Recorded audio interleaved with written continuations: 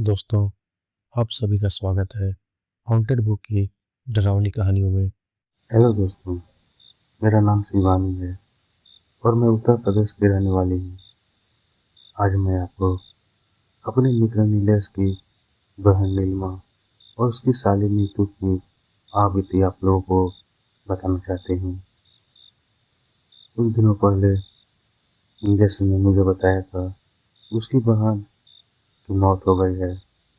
ये सुनकर मैं बहुत दुखी हो गई और मैंने उसकी मौत का कारण पूछा तो उसने मुझे पूरी घटना बताई। कुछ दिनों पहले नीलेश उसकी बहन नीलिमा और साली नीतू के साथ कहीं घूमने गए थे।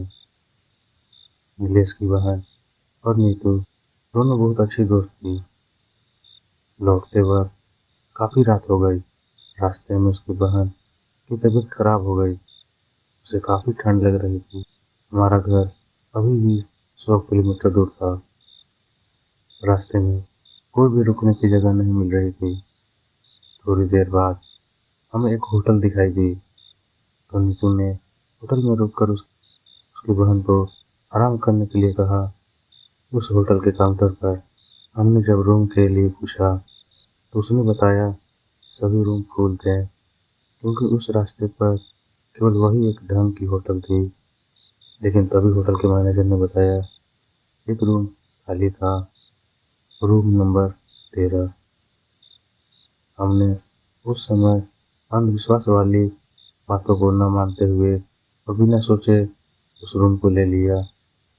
जैसा कि आप लोग जानते हैं, रूम नंबर 13 को अशुभ माना जाता है और कई होटलों में इस नंबर का कोई रूम नहीं होता है। लेकिन ये होटल कई साल पुराना था।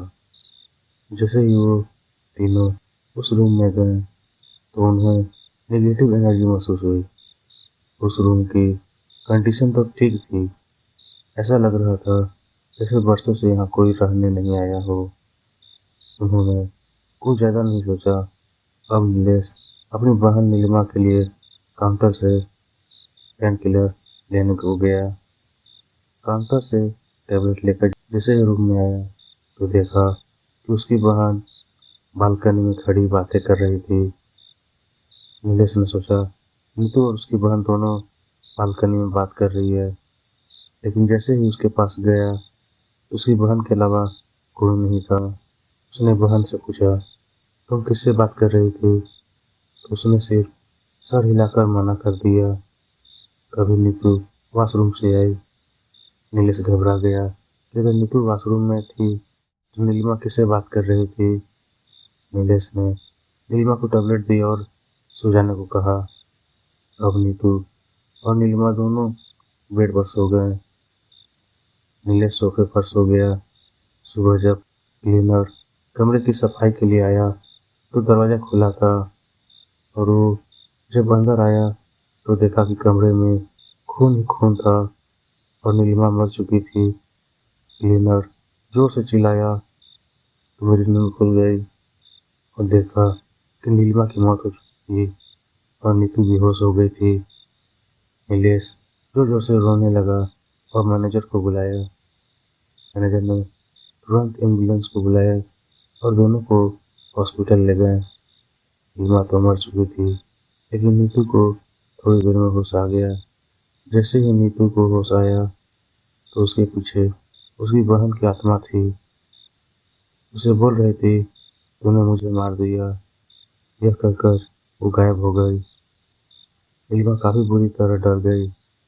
अब नीलेश नीतू की सारी घटना पूछी तो उसने बताया कि रात को जब मैं पानी पीने उठी तो रात को देखा नीतू फिर से बालकनी में बैठी थी, कुछ बड़बड़ा रही थी और मैं जैसे उसके पास गई और उसे पूछा कि वो यहाँ क्या कर रही है तो उसने मुझे जोर से धक्का दिया और मेरा सर दीवार से टकरा गया और मैं बेहोश हो गई और इसके अलावा मुझे कुछ याद नहीं है।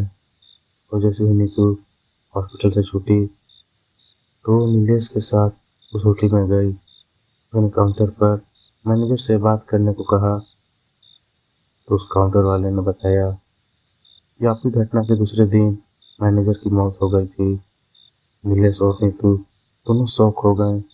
उन्होंने क्लीनर से माजरा समझने की कोशिश की तो उसने बताया, आप जिस रूम में रुके थे वो प्रेत बाधित था और रात में वहाँ कोई नहीं रुकता, लेकिन मैनेजर ने पैसों के चक्कर में रूम आपको दे दिया। इस रूम में पहले भी 2 मौतें हो चुकी है। अब सारी बात नीलेश को समझ में आ गई। इस घटना के बाद नीलेश काफ़ी सदमे में चला गया और कभी किसी होटल में नहीं रुका। दोस्तों, ये थी मेरे दोस्त नीलेश की कहानी। हेलो दोस्तों, आप सुन रहे हैं हॉन्टेड बुक की डरावनी कहानियाँ। हेलो दोस्तों, मैं निकू। कहानी आपको कैसी लगी कमेंट कर ज़रूर हमें बताएं।